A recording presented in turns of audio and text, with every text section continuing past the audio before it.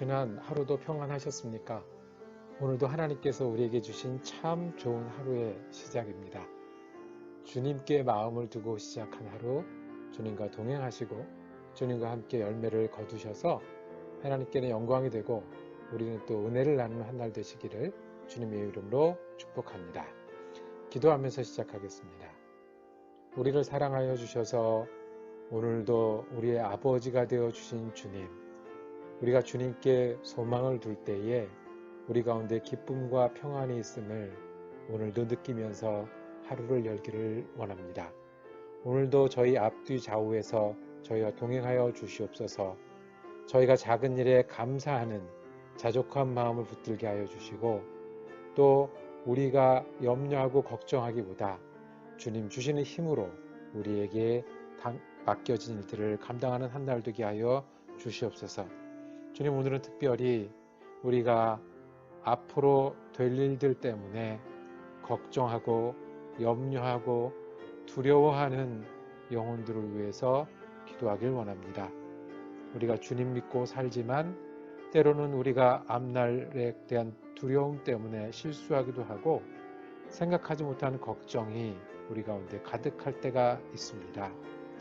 주님, 우리가 주님을 다시 붙들고 의지하기를 원하오니 걱정할 시간에 기도하고 주님의 말씀을 붙들게 하여 주시고, 두려워할 시간에 주님 뜻 따라 오늘도 귀한 시간들 충성하며 지낸 한 날 되게 하여 주시옵소서. 주님 동행하여 주셔서 세상이 알지 못하는 기쁨으로 걱정과 두려움을 이겨나가는 한 날 될 수 있도록 축복하여 주옵소서. 감사드리며 우리 주 예수 그리스도 이름으로 기도드립니다. 아멘. 오늘은 창세기 41장 말씀, 특별히 38절에서 41절까지의 말씀을 받들어 읽겠습니다. 바로가 그의 신하들에게 이르되, 이와 같이 하나님의 영에 감동된 사람을 우리가 어찌 찾을 수 있으리요 하고, 요셉에게 이르되, 하나님이 이 모든 것을 내게 보이셨으니 너와 같이 명철하고 지혜 있는 자가 없도다. 너는 내 집을 다스리라. 내 백성이 다 내 명령에 복종하리니 내가 너보다 높은 것은 내 왕자뿐이니라. 바로가 또 요셉에게 이르되, 내가 너를 온 애굽 땅의 총리가 되게 하노라 하고. 아멘. 창세기 41장도 요셉 이야기인데요. 오늘은 요셉이 참 잘 되는 이야기입니다. 하나님께 쓰임받는 사람이라는 제목으로 오늘 41장을 묵상하기를 원합니다.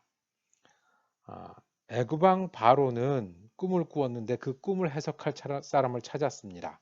그때 요셉과 함께 감옥에 있었던 술 맡은 관원장이 감옥에서 자기 꿈을 해석해 주었던 요셉을 왕에게 소개합니다. 요셉이 왕을 만나서 그 꿈을 해석해 줍니다. 7년 동안 큰 풍년이 있을 거고, 그 뒤에는 그 풍년보다 더 큰 흉년이 올 테니까 이에 대비해야 한다는 것입니다. 요셉의 지혜에 탐복한 왕은 요셉을 총리 대신으로 임명하고, 그리고 요셉은 정말로 흉년이 오기 전에 준비를 잘해서 애굽 나라 전체를 구해내게 됩니다. 우리가 주님께 쓰임받는 사람이 되는 소원들이 있습니다. 예수를 믿으면요, 우리 가운데 소원이 생깁니다. 그 소원은 하나님께 쓰임받아서 하나님과 그 뜻을 위해서 일하는 겁니다. 우리 인생이 짧지 않습니까? 한 번에 한 곳에 밖에 못 있잖아요. 그리고 오늘은 지나가면 안 올 거예요. 이 짧은 인생에 우리가 또 하나님을 믿지 않습니까? 하나님을 믿고 살면 이 빠르고 바쁜 시간 속에 단지 내 필요를 채우신 하나님, 그리고 내가 천국 가게 하신 하나님, 우리 가족이 평안한 것이 소원이 되는데, 실은 그 소원보다 더 큰 소원, 그 소원보다 더 소중한 소원이 생깁니다. 그것은 짧은 시간에 믿음을 갖고 사는 우리가 하나님께 쓰임 받는 겁니다. 하나님께서 나를 사용하시고 나의 인생과 나의 가진 것과 나의 관계들과 나의 시간들을 사용하여 주셔서 하나님의 귀한 일을 이루셨으면 좋겠다라는 소원이 생깁니다. 어쩌면 예수 믿고 사는 사람들에게 당연합니다. 이런 소원들이 저도 있어야 되고 여러분도 있어야 되고 없으면 생기셔야 됩니다. 자, 그러면 우리가 하나님께 쓰임받는 사람이 되기 위해서 어떻게 해야 될까요? 구체적으로 쓰임받는 사람이 된다는 것은 무엇을 하고 어떤 사람이 되는 것을 의미할까요? 오늘 요셉을 통해서 하나님이 사람을 어떻게 쓰시는지 볼게요. 첫 번째는 하나님께 쓰임받는 사람은 하나님이 필요할 때 찾는 사람이에요. 그러니까 사람들이 하나님의 뜻을 알고 싶기도 하고요. 하나님의 지혜가 필요하기도 하고요. 하나님의 도우심을 기억하고도 싶고요. 하나님이 어디 계신지 좀 확신이 있었으면 좋겠을 때 찾는 사람이 되는 것. 바로 이 사람이 하나님께 쓰임받는 사람입니다. 요셉이 하나님의 뜻을 해석해 줬죠. 바로왕의 꿈은 하나님의 뜻입니다. 꿈에 살찐 소가 7마리가 있었는데 마른 소들이 갑자기 나타나서 잡아먹어 버렸어요. 또 그 다음 꿈에 한 줄기에 무성하고 충실한 7 이삭이 있었는데 마르고 작은 이삭들이 나와서 먹어버렸어요. 그 뜻을 모를 때에 바로왕이 이 뜻을 해석할 사람을 찾았어요. 그때 요셉이 등장하죠. 요셉이 말한 거는 분명했습니다. 하나님이 이 꿈을 해석하십니다. 이 꿈은 하나님이 주신 꿈입니다. 그리고 그 내용은 앞으로 풍년이 있을 테지만 더 큰 흉년이 올 테니까 그것을 준비하라고 하는 겁니다. 하나님께 쓰임받는다고 하는 것은 하나님이 필요할 때 하나님이 필요할 때 찾는 사람이 되는 거예요. 하나님이 우리에게 무엇을 원하시는지, 우리가 예수님이 어떻게 생각해야 되는지, 우리가 고생할 때 예수님이 어디 계시는지, 아플 때 어떻게 하면 하나님을 찾는지, 아이가 힘들어지고 부모님이 어려워지면 어떻게 해야 되는지, 그럴 때 하나님이 우리와 함께 하십니다. 하나님의 뜻입니다. 그리고 하나님이 동행하십니다. 라고 일깨워주고 기억나게 하는 일들이 하나님께 쓰임받는 일인 거예요. 병원의 신방을 가끔 하게 되는데요. 참 아파서 어쩔 줄 모르는 분들을 보는 일은 언제라도 쉽지 않은 일입니다. 그런데 아픈 분들이 가장 기다리는 것은 기억하게 하는 거예요. 하나님의 뜻이 어디 있는지 하는 거예요. 이 아픔이 정말 의미 없는 아픔이 아니라 회복으로 가는 길이라는 것을 듣고 싶어 해요. 제일 좋아하는 말. 예수님도 아프셨다. 그래서 예수님도 일어나셨다. 장례식을 치르면서도 우리는 하나님이 우리 인생에 무엇을 원하시는지, 의미 있는 인생이 뭐고 허무한 인생이 무엇인지를 깨닫게 합니다. 하나님께 쓰임 받는다는 것은 하나님이 필요할 때 하나님을 기억하게 하고 하나님 바라보게 하고 하나님 느끼게 하는 사람이 하나님께 쓰임 받는 사람이에요. 또 하나, 하나님께 쓰임 받는 사람은 어떤 사람이냐면 실제로 하나님의 구원을 전해주는 사람이에요. 구원은 누가 하세요? 하나님이 하세요. 그런데 우리가 할 수 있는 건 뭐예요? 그 구원을 전하는 사람이에요. 요셉이 총리가 되자마자 한 일은 온 땅을 순찰했습니다. 그리고 풍년이 들었을 때 그 성 한쪽에 풍년이 된 많은 양식을 쌓아두도록 했습니다. 그래서 흉년이 왔을 때 그걸 풀어놓도록 했습니다. 말이 순찰하고 쌓아두고 풀어놓는 것이 이 국가적인 전 체계를 만들고 시스템을 만들고 시간을 통해 진행하는 일이 이 감옥에 있다가 갑자기 등장한 총리가 쉬웠겠습니까? 그러나 그것을 해냈습니다. 그래서 온 애굽을 구했어요. 이것이 하나님께서 바로에게 꿈을 주신 이유였고 요셉을 사용하시는 이유였어요. 요셉이 특기가 있어요. 무슨 특기냐면 요셉을 만나면 사람들이 모든 일을 다 맡겨요. 우연히 어쩌다가 한 번이 아니고 만나는 사람마다 요셉은 무엇이든지 다 맡아서 전체적으로 큰 일을 할 수 있는 사람이다 라고 여기고 정말로 그 일이 일어나요. 참 멋지지 않습니까? 보디발이 그랬고요. 감옥에서도 그랬고요. 이제는 왕까지 모든 것을 맡겨요.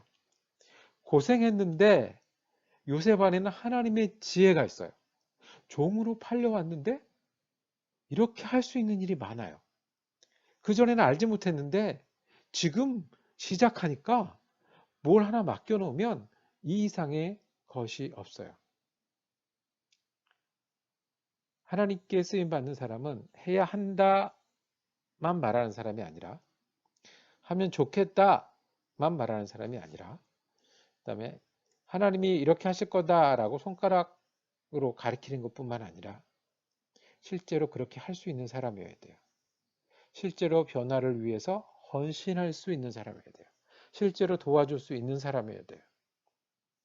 그냥 앉아서 말로만 하는 사람이 아니라 거기까지 갈 수 있는 사람이 하나님께 쓰임받는 사람이에요. 그러면 얼마나 좋겠어요. 정말 좋지 않겠습니까? 하나님께 쓰임받는 사람은 하나님 필요할 때 찾는 사람, 그리고 하나님의 구원을 전하는 사람이에요. 어떻게 요셉은 그러면 이렇게 하나님께 쓰임받는 사람이 될 수 있을까요? 요셉이 되면 종이었던 젊은 소년이 되었다면 우리도 되라는 말씀 아니겠습니까? 그 비결은 38절을 우리가 다시 한번 보겠습니다. 38절에 바로가 그의 신하들에게 이르되 이와 같이 하나님의 영에 감동된 사람을 우리가 어찌 찾을 수 있으리요 하고 39절에 요셉에게 이르되 하나님이 이 모든 것을 내게 보이셨으니 그랬어요. 요셉은 어느 날 갑자기 등장한 스타가 아니고요. 하나님의 영에 감동된 사람이었어요.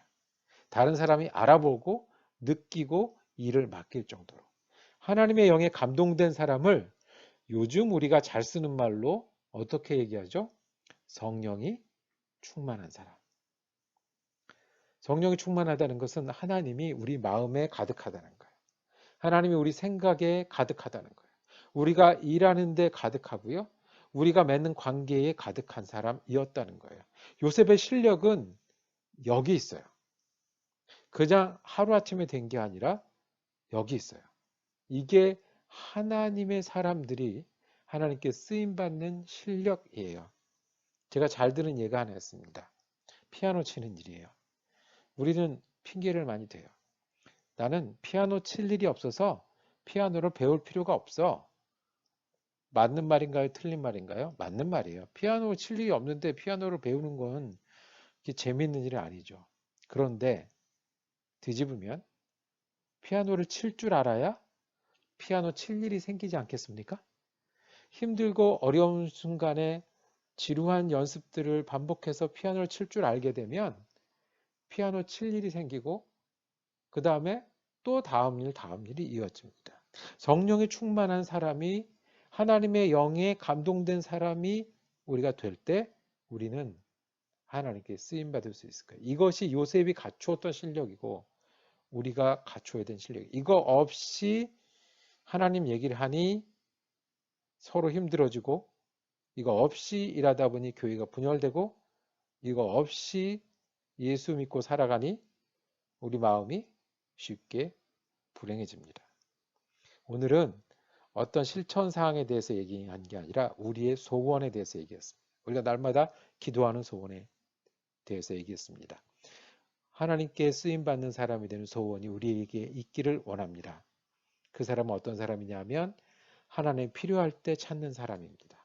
사람들이 하나님 필요할 때 찾는 사람. 또 하나님의 구원을 정말로 전해줄 수 있는 사람이에요. 그래서 그러기 위해서 우리는 성령 충만, 우리의 마음과 생각과 시간과 일에 성령으로 채워야 돼요. 하나님과 가까우셔야 되고요. 그래서 말씀 보고 기도하는 일은 정말로 중요한 일이 되어야 돼요.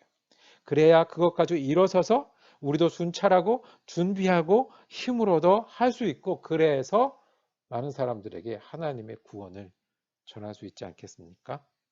소원입니다. 당장 오늘 무엇을 할 수 있겠습니까? 여전히 하나님을 찾는 사람들이 있고요. 구원이 필요한 사람들이 있고요. 그래서 성령님의 감동된 사람들을 찾습니다. 우리가 그럴 때 쓰임받는 사람이 되는 소원을 가지고 사는 여러분과 제가 되기를 원합니다. 기도하겠습니다. 주님, 젊은 소년 요셉이 종으로 있었지만 하나님께 가까이 있었고 그 마음과 생각이 하나님으로 채워졌고 그 손과 발이 하나님께 헌신되었을 때 하나님께서는 쓰임받는 사람으로 요셉을 지목하여 주셨습니다. 그래서 요셉은 하나님을 알려줬고 그래서 하나님으로 많은 사람들을 구원하는 것을 전해주었습니다. 우리도 오늘 우리 마음과 생각과 시간과 삶에 성령으로 충만해서 하나님으로 충만해서 하나님으로 가까워서 하나님께 쓰임받는 그런 사람이 되게 하여 주시고 하나님께 쓰임받는 소원을 가슴속 깊이 갖고 살아가는 우리가 되게 하여 주시옵소서. 감사드리며 예수 그리스도 이름으로 기도드립니다. 아멘. 감사합니다. 오늘 말씀 묵상을 마쳤습니다. 오늘도 하나님께 쓰임받는 사람이 되는 큰 소중한 소원을 가지고 사는 저와 여러분이 되기를 축복합니다. 저는 내일 창세기 42장 말씀으로 다시 찾아뵙겠습니다.